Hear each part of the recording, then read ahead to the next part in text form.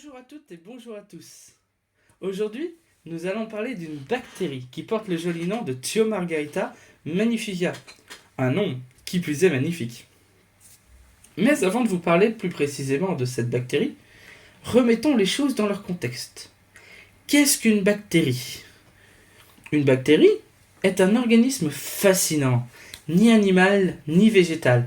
C'est un micro-organisme qui est composé d'une unique cellule sans noyau pour protéger l'ADN, avec une structure relativement simple, un chromosome, contrairement aux humains qui en ont 23 paires, quelques ribosomes, une paroi, etc., etc.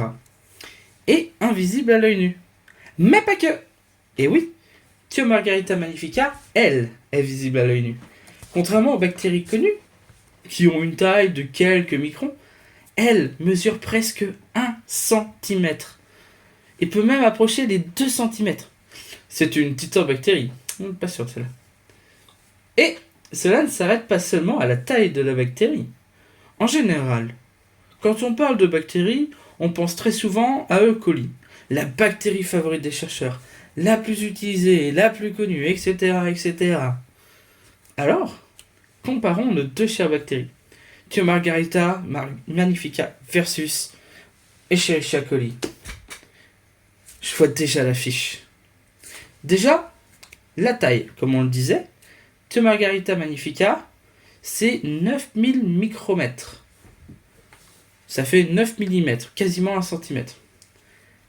Contre E. coli, 0,5 à 3 micromètres. C'est 3000 fois plus. C'est énorme.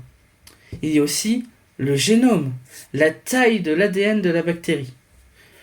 4,7 mégabases pour E. coli, 4700 bases. La base, c'est le code, le langage de l'ADN, avec un enchaînement de 4 bases. A, T, C, G, avec plein de séquences différentes. A, C, A, T, A, G. Bon, je vais pas aller jusqu'à 4000. Contre 11 500 à 12 200 bases pour Thiomargarita magnifica.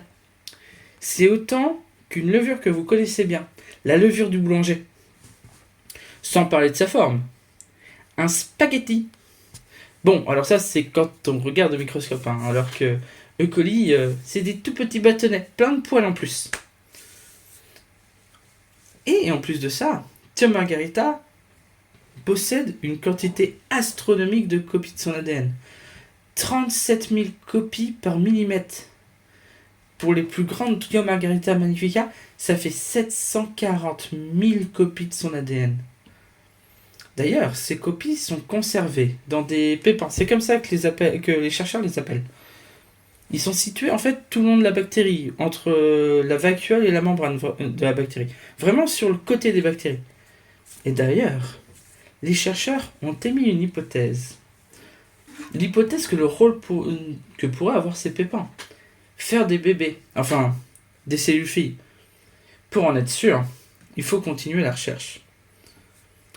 Bon, j'y vais, car la science, elle continue à avancer.